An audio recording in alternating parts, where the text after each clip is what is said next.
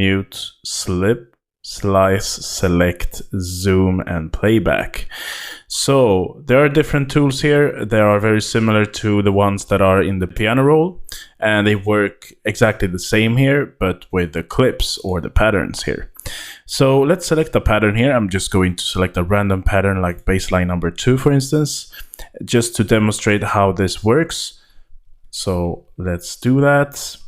Let's zoom in a bit, and let's just put it there. All right. Let's zoom in like that. Okay. So here we have our baseline number 2, and because we have our paint tool enabled here, I can just draw out different patterns and clips like this. Just delete them by right-clicking the mouse as well. So let's say that I have the draw tool here. I can just put one of these clips, and if I left click and hold, it's not actually painting out the patterns here. I'm just going to move them. So if I select one of these, I can just move them like that. So this is very handy to have as well.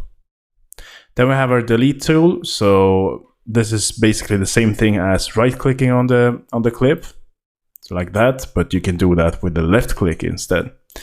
Then we have our mute tool. So if I click on one of the clips, you will see it will get muted. If I click it again, it will unmute it. Then we have slip. You can see I'm moving the MIDI data inside of this pattern here.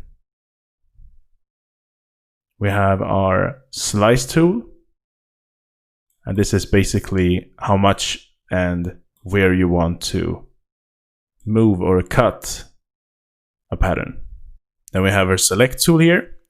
You can select different clips like this. So let's say that I want to select 3. I can just do it like that. Then I can go to the draw tool and move all of these 3 clips. We have the zoom tool. You can just select what you want to zoom in.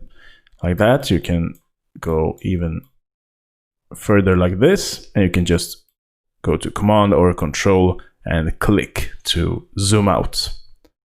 Then we have playback. So if you click one of these patterns here, you can just play that pattern.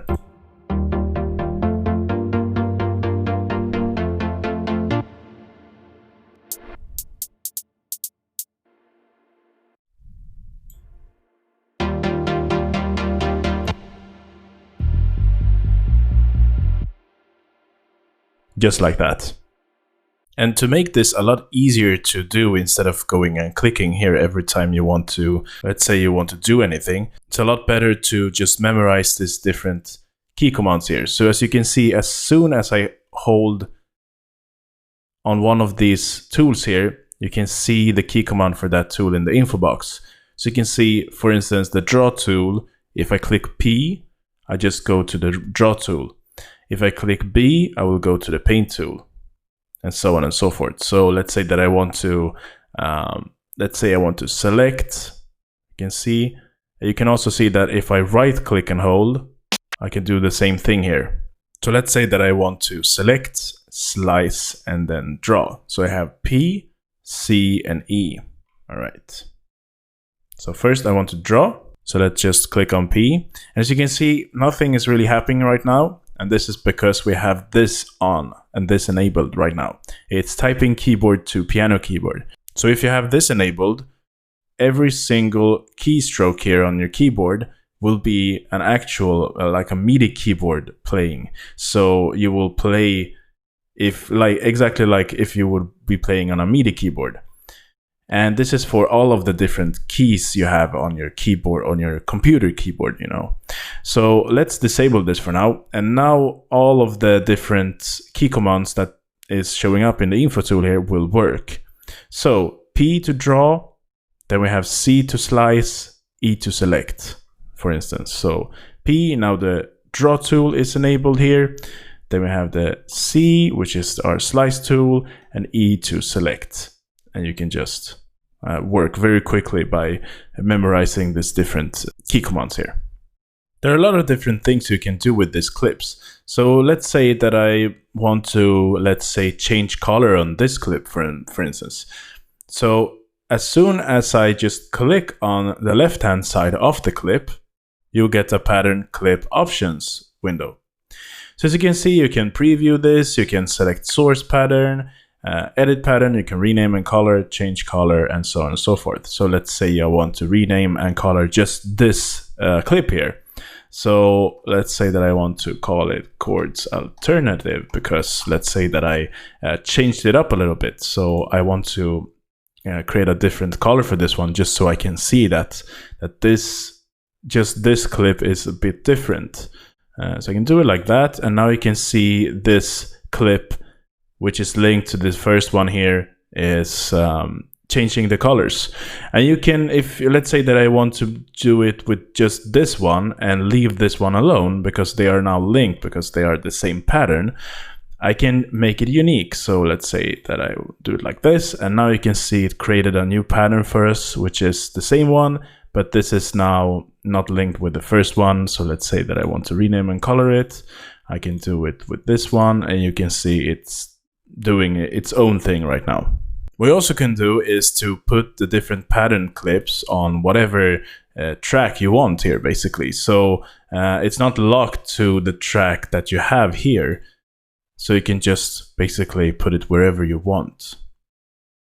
Say that I have a clip put in. Let's say I have it somewhere around here,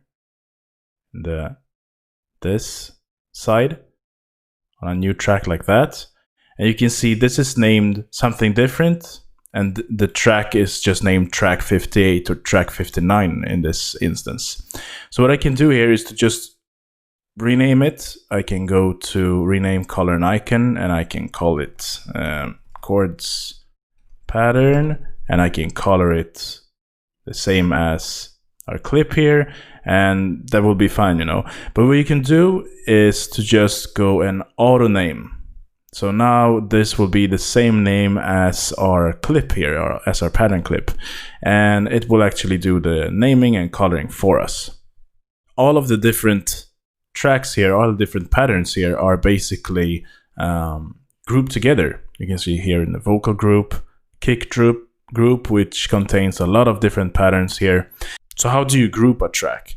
It's very easy. Just go to the second track, the second pattern that you want to group with the first pattern. So let's say we have two patterns here. I just go to the second one,